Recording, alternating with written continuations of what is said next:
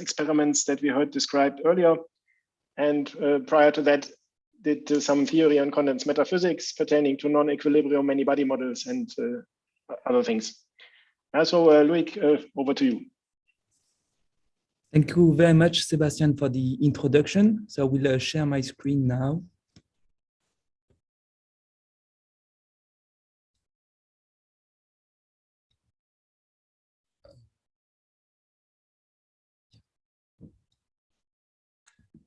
Yeah, Loic, just a short announcement for you. You can go up till 45 minutes. By mistake, the time was misprinted on the schedule. Yeah. And okay. We'll have 10 to 15 minutes for discussions. Yeah. All right. Are you seeing the correct screen? Yes. Yep. Okay. Hello everyone. I am Loic Henriet, CTO at Pascal, a Paris-based quantum hardware company, leveraging the neutral atom technology. So first, I would like to thank the organizers for this great event with many very interesting talks. And today, I will tell you about our latest efforts at Pascal to experimentally implement a machine learning procedure on graphs. So first, I will talk to you about the technology that we use, even though I think you heard about it already during this event. So I will go through that part fast. So Pascal is a spin-off of the lab of Antoine Brouès and Thierry Lahaye at Institut d'Optique. We are using trapped rubidium arrays in optical tweezers. You can see a scheme of the setup here with the ultra-high vacuum chamber in the center. It's where we trap the atoms. Using a laser beam, you can generate a trap for one single atom. But now, if you use a spatial light modulator, you can have many traps instead of one at the focal plane of the lens. And with an arbitrary phase pattern onto the spatial light modulator, which will imprint the phase onto the incoming laser, you will be able to generate many, many traps, arbitrary arrays of traps. And the array of traps is just given by the Fourier transform of the phase pattern that you're imprinting onto the light with the SLM. And this can allow you to generate arbitrary shapes in 1D, but also 2D geometries and also 3D geometries, as was demonstrated in the group of Antoine Brouès and Thierry Lahaye in 2018. In order to image the atoms, you use a MCCD camera with a single site resolution.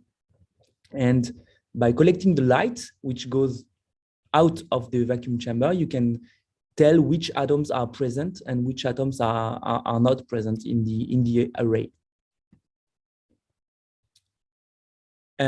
With the thing is, when you load atoms into your array of traps, you only have a 50% probability of having one atom in the trap. In 50% of the cases, the atom is empty. So either 1 or 0 with 50% probability. So now if you want to do quantum computing, you really want to have an array which has unit filling. So what we typically do is to prepare an array, an n atom array, is that you prepare 2 n traps, you image the system, and then you determine which set of moves to do so that you use the atoms of the traps that will not be useful for the quantum computation and put them in the right position. So you have an initial array shape like this, and you have some atoms that are present and some other that are absent with 50% probability. And your target shape is like this. And so you will move the atoms one by one so that you can go from this picture to this one. And this, you can do that with an additional optical tweezer. You can rearrange the geometry of the registers atom by atom. Once you have your register, you can start the quantum processing phase. So this is depicted here. So you load the register, you image the system. There are some traps that are filled, some others which are empty. You have your target shape here in red. Then you rearrange your atom, as I explained in the previous slide. You take an assembled image to verify that the rearrangement phase was successful, and then you can start the quantum processing. And in the end, we have a detection scheme which allows you to image all the atoms which are in a given state. And let's say the atoms which are in state 1 and the atoms which are in state 0, you can just forget about them. They are not here. They are out of the system. So you can really have a projection of the system along the qubit axis. So now we have our atoms, which are our qubits. And to make them interact, to generate entanglement in the system, you use Rydberg interaction, which is a really strong dipole-dipole interaction, which has a very long range of a few micrometers. And this can be useful for analog quantum computation and also for digital gates. Using this very strong interaction, you really can generate entanglement over long distances, and there are various schemes for doing either quantum computing or quantum simulation. So we have our qubits, the atoms, and the great thing about this technology is that all the atoms are identical by nature, so that the qubits are really the same. You don't have manufacturer errors. They come identical by design. Another great thing is the scalability potential of the technology, because with using only one trapping laser, you are able to generate many traps, so to have many qubits. So right now, as of today, we have the ability to control around 200 atoms. And this was for useful tasks. And this was done in 2021, for example, in the group of Antoine Bauès and Thierry Lahaye, where they demonstrated the quantum simulation of quantum magnets using 200 atoms. And this was published in the review Nature. And at the same time, in the group of Mikhail Lukin at Harvard, they did around the same experiment, same kind of experiment with the 200 atoms. So that's really a great advantage about this technology. And we have really a clear blueprint to reach 1,000 qubits by 2023 at Pascal. And there are various groups around the world which are targeting to also increase the sizes of the atom registers that they can create. And finally, as I told you earlier, there is a high flexibility level because you can rearrange the geometry of the qubits in 1D, 2D, and 3D. And this actually will be key for our study that I will present today.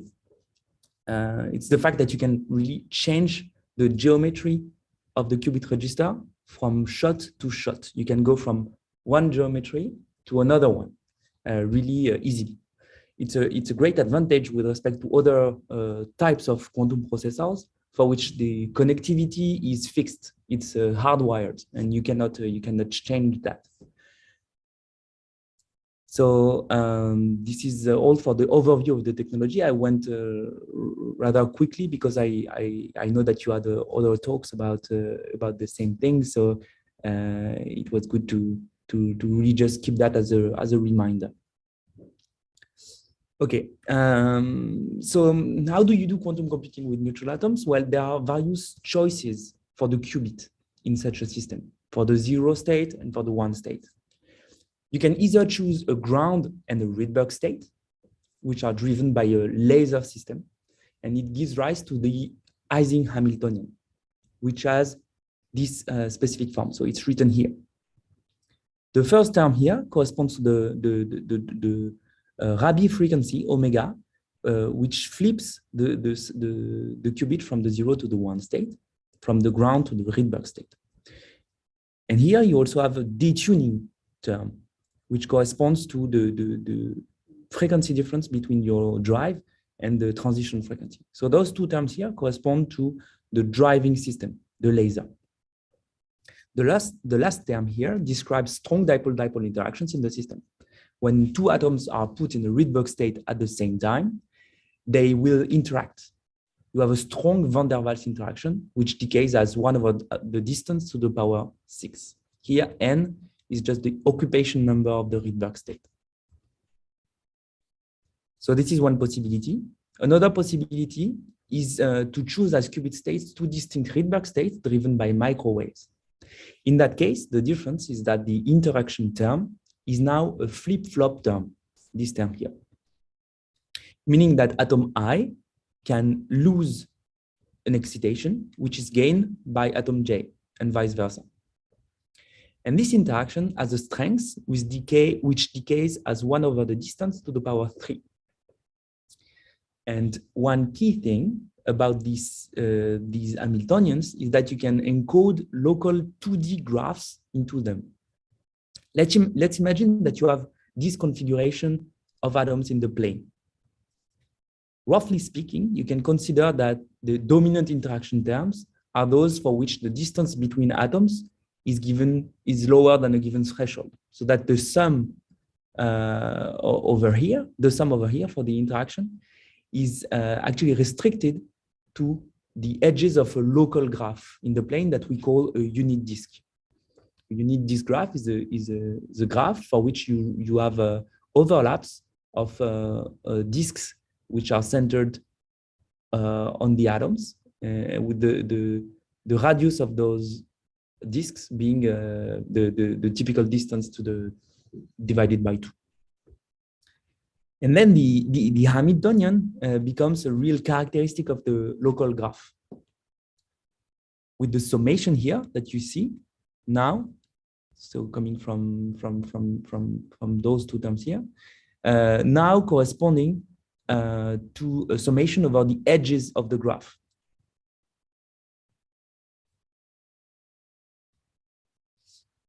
And the important point is that the input graph will influence the dynamics of the system through the Hamiltonian.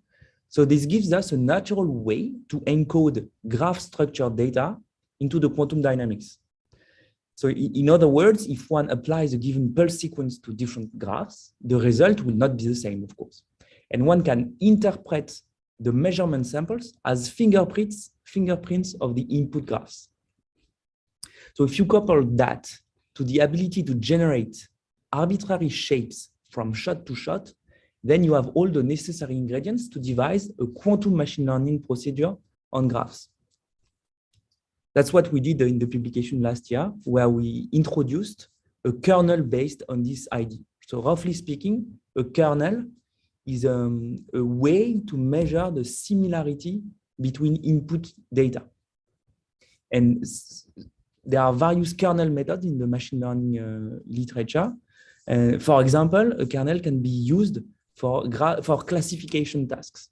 So if you have a kernel, you have a similarity measure between data, and you can use this similarity measure between data to do some classification task, to really be able to discriminate one particular kind of input data from another one. You could also do some regression tasks. Regression task is now to be able to predict a continuous value depending on the input, and no longer a discrete value as in classification. So we proposed the procedure to do that on graph structured data. So graph classification using a quantum processor with Rydberg atoms. And so for the remainder of this presentation, I will talk about our efforts at Pascal on this front, both on the theory level, but also at the experimental level, because we implemented in the past few months this procedure on our hardware. So this is the next part, graph quantum machine learning implementation. So let's first recall that the idea of using a quantum computer for machine learning on graphs is not a new topic. We are not the first one to introduce this idea. And I am showing here 2 early publications in 2019 on this very subject. The first was proposed by people at Xanadu, the quantum computing startup in Canada. And they exploit a photonic device. And their idea was to use this Gaussian boson sampler device that they have to do some graph classification. The idea is the following. You have an input graph, which is characterized by the adjacency matrix, which is a matrix where you have a 1 at position I and j if there is an edge in the graph between nodes I and j. And you take this adjacency matrix and you encode that into a photon interferometer. Like you do the wiring of your thing depending on what your adjacency matrix is. And then at the end, you count the number of photons that you get in each mode. And the photon count statistics are used as a fingerprint of the input graph. That's the idea. So they define the kernel like this, the same way as we will be defining a kernel using the dynamics of our Rydberg atoms. A second work is worth mentioning, and it's a theory work without experimental proposal in it, which was carried out at Google. And it was called quantum graph neural networks. And this effort was really interesting because it placed the idea of graph quantum machine learning and in the vocabulary of classical neural networks, and it helped understanding what would be the potential benefits of it.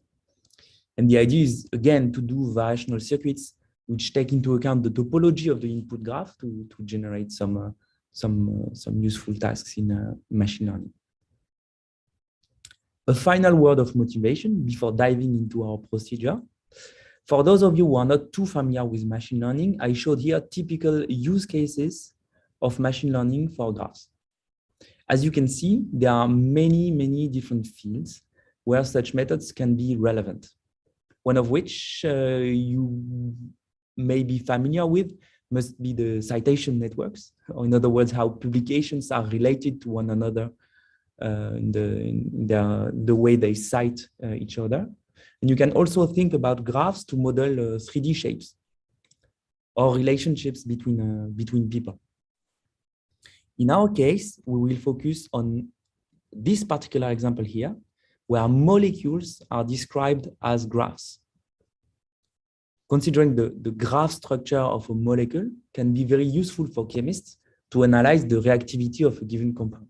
So it is really a straightforward one-to-one mapping from a molecule to a graph, where the atoms of the molecules correspond to the nodes of the graph, and the edges between two nodes are characterized by the bonds between atoms in the original molecule. We will be focusing on this particular example. In our study, we focused on graph classification for a data set in biochemistry, which is called PTC-FM. And this data set is composed of chemical compounds, which are represented under the form of graphs, as I'm showing here. And for each graph, so as I said earlier, the nodes correspond to the atoms of the compounds, and the edges indicate the bond between atoms. You can recognize the cycles of 6 atoms here and here, for example, so you recognize the molecule. And the task at hand here is to be able to predict the reactivity of the chemicals based on their graph structure, because some of them are harmless, but some of them are dangerous when you inject them into a population of mice. That's the idea of this data set here. And the idea is to try to be able to do this classification, to recognize if a compound is harmless or dangerous. In the original data set, the chemical data of many molecules, around 350, are represented on another form of graphs. And you have labels for nodes, because each node is labeled to indicate the type of atom it represents, and the edges are labeled with numbers related to the strength of the bond. And from this data set, we pre-process it to only take into account the adjacency matrix of the graph representing the compound, meaning that we don't take into account the type of bond and the type of atoms. We just care about how they are connected to one another. So you can see examples of those compounds on the screen here. And as you can see, they have a local structure, local 2D structure, and they can be easily implemented on neutral atom devices. And I'm showing here the fluorescence images of the exact same graphs implemented on our device. Here, each white dot corresponds to one unique rubidium atom in our chip. And you can see that the shape of the qubit register of our atoms reproduce the input graphs that I showed earlier in the previous slide. So, okay, we have our embedding, how we embed chemical compounds, well, graph representing chemical compounds into our processor. And now I'm illustrating here the protocol behind the quantum evolution kernel that we implemented on our device at Pascal for this classification task. So the idea is to be able to generate measurement samples that are used for classification, as I told you earlier.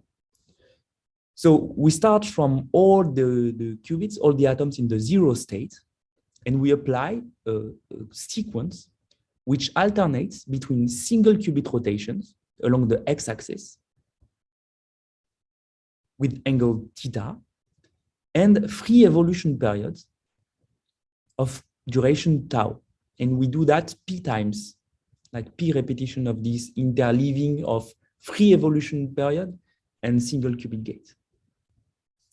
And multiple repetitions of this sequence are carried out, like n samples time, and measurement samples are collected. And they are used, those measurement samples, to reconstruct the histogram of an observable, for example, the Ising energy. And the crucial point, again, is that the input graph topology is encoded in the dynamics, and thus the histograms that are produced are data specific. They will vary from one graph to another graph. And from those histograms, we are able to define a measure of distance between graphs. So I'm showing here two examples of the Ising energy discrete probability distributions obtained from the measurement samples for two distinct graphs. So here you have one particular graph, here another one.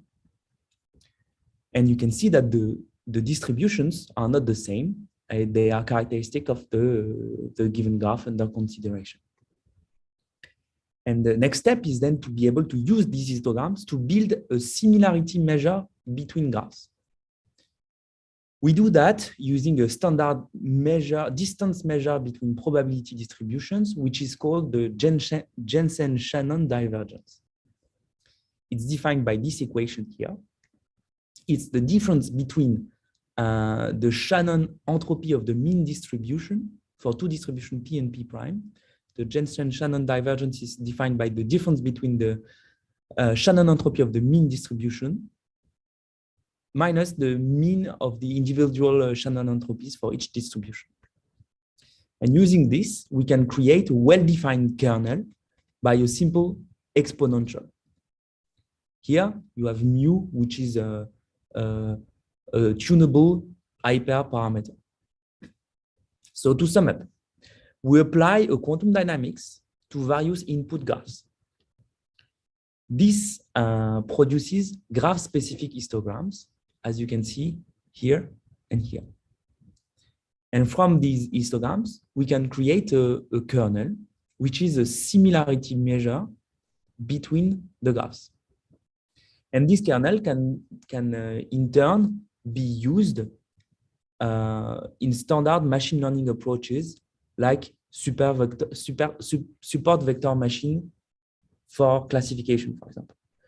So if you have a kernel, you can use kernel power SVM, which is a classification method on, for example, binary classification data. So if you have two types of data, orange and blue, what the SVM will do is to try to find the best hyperplane which separates the two kinds of data. So that's what a SVM does. It's used to find the best hyperplane which splits the data in an efficient way. And the quality of the cuts, how well you are able to discriminate between the orange and the blue points, is the figure of merit of your procedure in the end. You want to be able to recognize easily which graphs correspond to the orange points and which graphs correspond to the blue points. And the idea is then to train the full procedure to have the best possible performance by tuning the variational parameters, which were the parameters of the circuit that I showed on the previous slide. So those parameters here, the theta and the tau, they are not fixed. You don't know them a priori. What you do instead is that you try to find which are the best possible parameters to achieve the best possible performance. And for doing that, the typical setup is to divide a given data set into two categories, two different parts. You have a training set on the one side and a test set on the other side. And why one uses the training set to determine the optimal parameters. So all the things that I described earlier, trying to maximize the figure of merit of how well you can separate the orange from the blue points. You do that on the training set, for which you know the answer. You know the answer of the thing, and you are training your algorithm to understand what is the underlying structure. And then the accuracy of the method is then tested on the test set. And the test set is made of unknown data points. So data points that had never been seen before by the algorithm because they are not in the training set. So you train on something and you test on another thing.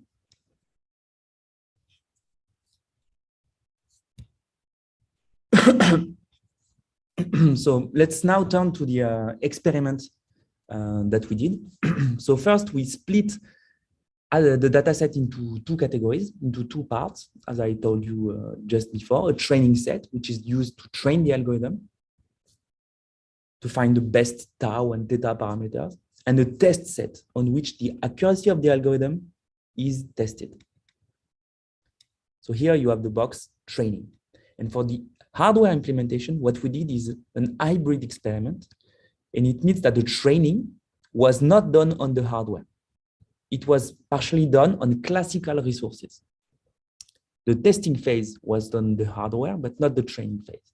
That's because it's very time consuming to implement many sequences on all the data sets, because you have many, many graphs. And for the training, you have to iteratively test many, many parameters, and it can take a very, very long time. So unfortunately, we are not able to do the training on the hardware. What we did is to do the training on graphical processing unit, GPU, to find a good candidate for the sequence. And we worked with that one. So this is summarized on this figure. So after the embedding of the graphs onto the hardware, first training was done on classical resources. The training is composed of many iterations. Here are M iterations, where one tries to find the best sequence to achieve the best classification accuracy. So that's how it works. You try a given sequence, you emulate the dynamics of the system on GPU, and then you look at the accuracy which is obtained using your SVM. Then you try to update the sequence so that you find a better one for the next round. It's an iterative protocol, a learning protocol which takes some resources, some time. And we designed the sequence via a Bayesian optimization algorithm. So that's how it works here for this training phase. For each iteration, when obtained a kernel, and one can estimate the classification accuracy. And iteratively, the parameters are updated in order to improve the overall accuracy. Then, once we have those optimal parameters, we apply them to the hardware. On the hardware for the test set, but also for some graphs of the training set. Why? Because the emulation here was done considering a perfect system, and in reality, you have imperfections. So you want to redo the sequence on the training set so that you can retrain the SVM at that point here, and then you do the test. So that's what we did. After the first training phase, we implemented the obtained sequence on the hardware for 118 graphs. 89 of them belonging to the training set and 29 of them belonging to the test set. And we did the implementation on graphs of the training set because, as I said, the emulation was done for a perfect system, and we wanted the real data on the hardware to retrain the SVM on that data, to retrain the classifier. So not the heart of the procedure, not the heart of the thing, but the final one, final step. So you can see here two histograms for graphs which were in the test set, and I'm showing the full kernel matrix for all of the 118 graphs that we implemented on the hardware. So here you have the graph index on this axis, and on this other axis also the graph index. And at position I and j of this matrix, I am plotting the value of the kernel between the graph which have labeled I and j. So what is the similarity between the graph I and j? It's given by the color of the ij matrix element. So this is the experimental results that we obtain. So this is not simulation. This is really the obtained results on the hardware. Okay, so now we have our kernel. We can say, okay, what is the classification accuracy that we obtain? And in this table, I recap all the main figures about our implementation. So one important thing that we found is that we are not clearly beating the classical kernels, because the accuracy of the KEGG procedure is around 60, 65, 66%, whereas the accuracy of classical kernels, like standard methods, range from 58 to 69%. So 69 is better than 56. So this accuracy is better. So you have a better performance for one of the classical kernels with respect to our kernel. But even though we are not beating clearly all the classical kernels, the geometry which is we found something very interesting, which is that the geometry which is induced by the classical kernel, by the quantum kernel, sorry, is very hard to approximate classically. All the classical kernels that we found could not do it. So the way the quantum evolution kernel perceives the data is very original and cannot be reproduced. And this tells you that there should exist some data set for which our kernel would be far more efficient. So we are still in the process of characterizing this effect, following the Nature Communication paper in 2021, which introduced this notion of geometric distance between kernels, of how much two kernels differ from one another. But the conclusion that we've reached for now is very positive. So it seems that the standard classical kernels cannot reproduce the behavior of the quantum evolution kernel. So of course, for this precise data set, this did not lead to a competitive advantage, even though it's still decent. The results that we observe, it's really good. It beats many classical kernels, but still there is no clear advantage, let's say.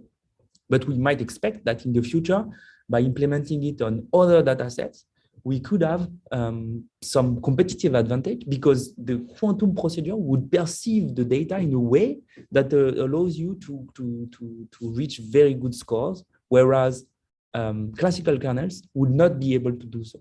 So that's the key message, even though it's still work in progress for the characterization of this effect. One also other important thing that I would like to re-emphasize is that we implemented the thing on many different graphs.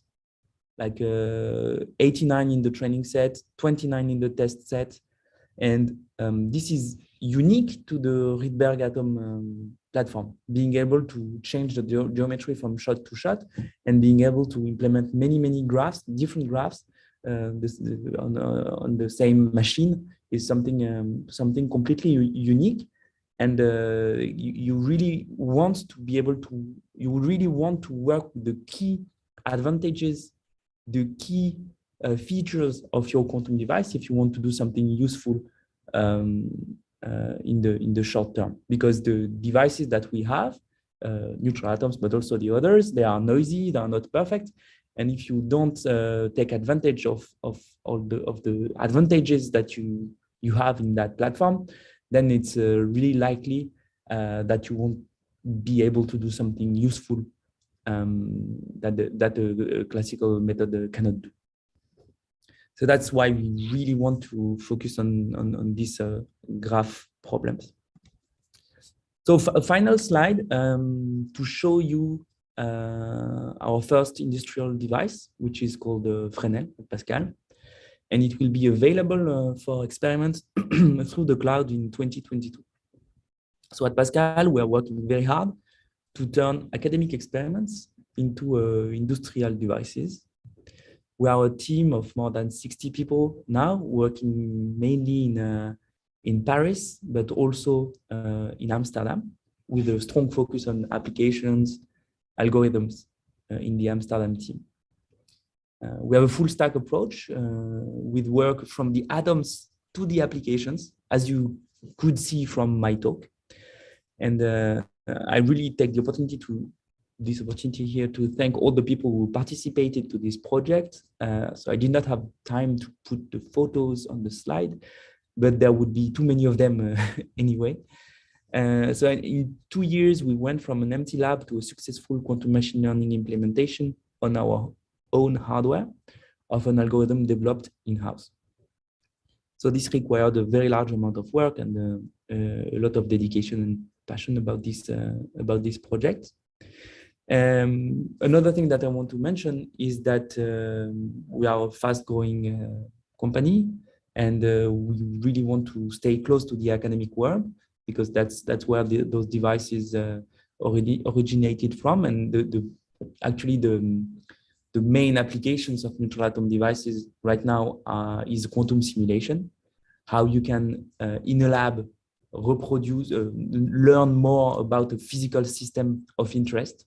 And in this regime, in this application of quantum simulation, we are already in a regime where classical computers cannot simulate the experiments which are done. This was the case for the 2 Nature papers last year. And this is very important to understand that this was a key step to be able to do something beyond the reach of classical supercomputers, so that if you really are interested in the complex dynamics of the system, there is no way to simulate what happens in neutral atom devices with a few hundred particles. And now the important thing is trying to leverage this the fact that we cannot simulate it with classical resources to do something useful beyond quantum simulation. Quantum simulation is super useful, of course, for many different reasons. My past as a condensed matter physicist is like many people are really interested in this thing, and it could answer many problems in the field. But there is a real need of working to reproduce this advantage, this computational advantage on classical use cases, such as the one I presented today. So if you're passionate about neutral atoms, you have experience in the field, don't hesitate to reach out for collaboration. And we have many job opportunities also at Pascal. So I would like to thank you very much for your attention. Thank you very much, Loic, for this very nice talk. If there are questions, please just put them in the chat box or speak up. So there's one in the chat box that says, why do you use the observables to compute JS divergence, are there any other observables which are expected to work better or worse? That's a very good question. So it's actually something that that we want to work more on, because we want to characterize more about the performance of the overall procedure depending on the choice of observable. What I can tell you is that you cannot use the full histograms of bit strings that you get out of the experiment as a signature. You really need to have an observable, so that you have something which is a bit smoother than just. But why is it? So this is actually a question I wanted to ask myself. It seems to me you're throwing away a lot of information about the graph by not looking at the individual Rydberg populations, but just the calculated energy. So that is so that you have something more compact to feed into the optimizer later, or. Yeah, exactly. But that's a very good question and very good, very interesting problem. So to be honest, we spent some time, and it seemed that the Ising energy was a not so bad observable to use, but you could use other ones, and also like higher order correlators could be something interesting to harness. And it's an open question, to be honest. It's really an open question. Sure. And I agree that you are throwing a lot of information by only aggregating to the Ising energy, but there is a threshold to find, because if you. But ultimately, that is. I mean, so if I understood correctly, you're replacing all these layers of neurons from the sort of classical algorithm by quantum evolution, and then you have these parameters in there, right? And those, I have very little understanding of it, but they are also kind of boiling, say, an image into just one number in the end, right? So technically, you're doing just something similar now. Is that correct? Yeah. So exactly. So in the end, you want to find the measure of distance between the two graphs, and you use the histograms of the energy that you have.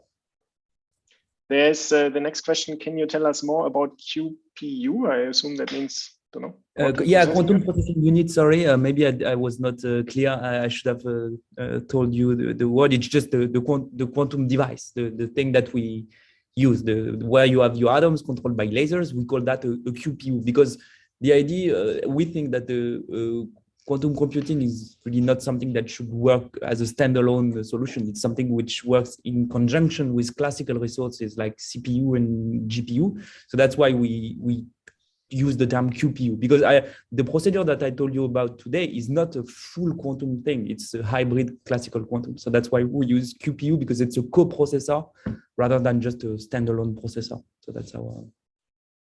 Okay, Yash, please let us know if your question was now answered. There's one by Umakant. What is the experimental sequence for loading the atoms in the trap array? Right. So you can find more information in, for example, in our white paper that we published in Quantum in 2020. But the idea is that you have rubidium atoms that are in an oven, and they get out of this solid, and but they are very fast. When you do that, they are very fast. So you want to slow them down. So it's in a separate chamber that this evaporation occurs. We use a Zeeman slower and the laser recoil to slow them down. So they go from a few hundred meters per second to around 1 meter per second at the end of the Zeeman slower. It happens just by shining a laser onto them, so that the atoms absorb some energy. They slow down, and you have a Zeeman slower because you have to adapt by Doppler effect. You need to adapt the frequency seen by the frequency seen by the atom, which is traveling, changes in time because the velocity changes. So you have to adjust that with the magnetic field, and then in the end you capture the atom in the chamber, form a MOT, and then you use the MOT to charge the trap array. But it is completely standard, and you can use it. You can see some details in the publications. Okay, there is one question. Can we get that quantum graph index on MATLAB? I'm not sure I understand the question. I just pass it on to you now. Right. So this maybe you want to be using the procedure in easy to use software. That's how I perceive the question. And right now it's not really possible, but you can use. We have our we program our device using an open source Python library which is called Pulsar. You can find it online. So PULSER. It's open source, and we really use it internally to code the pulse sequences sent to our device. So, and there is also an emulator included.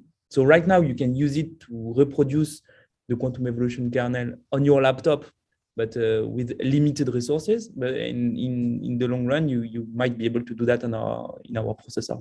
Yeah, the only way to have access at the software level to quantum evolution kernel is using Pulsar, right?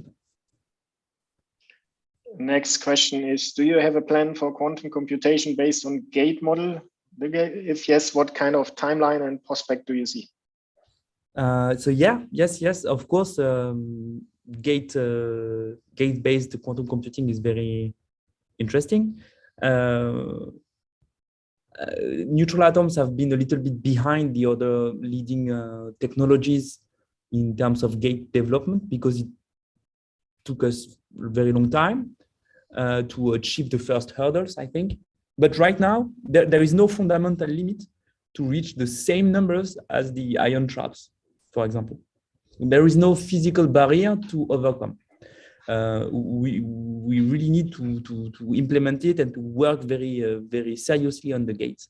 And so it's one of the priorities at Pascal. We have one tight timeline to try to develop efficient single and 2 qubit gates, which will give you a universal quantum computer, let's say. And we plan on doing that this year with the gate fidelities demonstrations this year in 2022. In terms of prospect, I would say that the most useful thing that you will be able to do with neutral atoms will still be using the analog mode, or maybe a hybrid approach, analog and digital. But purely digital, it's not great because you're not using the full power of your device. Because the great thing is to be able to control many atoms in a coherent way. And if you're doing only sequential gates onto pairs of atoms, it's hard to do something useful at the moment with the fidelity that we have and that we can look up to in 2022. So of course, it's a long-term development that we need to do. But in the short term, the very short term, it's not where you will get most of the advantage. Okay, to give some more time for one more question to be typed there, let me ask one more of my own ones. So if I understood you correctly now, this quantum machine learning in your talk essentially means that you replace all these sort of processing of your input data that is done in the neural network normally classically via some convolutions or whatever, you replace it with a quantum evolution. But then you do the actual optimization of all these parameters in the network, you do that classically. Yeah, exactly. So is there also a kind of variant that one would call quantum machine learning, where you then do that optimization also using quantum algorithms, that essential learning of your machine? Or does that, I'm not sure the question makes sense. Yeah. Well, that's a good point. Like you have an autonomous quantum machine learning procedure. I would say that right now, most of the work has been on this hybrid procedures, not only from us, but from other groups working in this field of quantum machine learning, because trying to find the optimal parameters is something that has been developed a lot in the classical machine learning literature over the past years. And I mean, I was just thinking that sort of optimization problems can also be really hard, right? And then the learning is just an optimization problem. So actually earlier when I heard the keywords, I thought that's where the quantum advantage would kick in, is the optimization. I didn't actually think of replacing that neuron processing with that. Yeah. But do you know if anyone's doing that way around? No, not really, no. Okay. Good, I don't see any further questions in the chat. This is your last chance to type one or shout out. If that is not happening, then Loic, thank you very much again for joining and for a very nice talk. Umakant, you want to make a kind of final statement, speech, something? It was a wonderful talk. I mean, it's so exciting that this atom trap based quantum simulators are really taking off. I think it's very illuminating, and all the best for the beautiful products that are coming out of your company. Thank you very much for the invitation, and have a nice day. Yeah, thank you very much.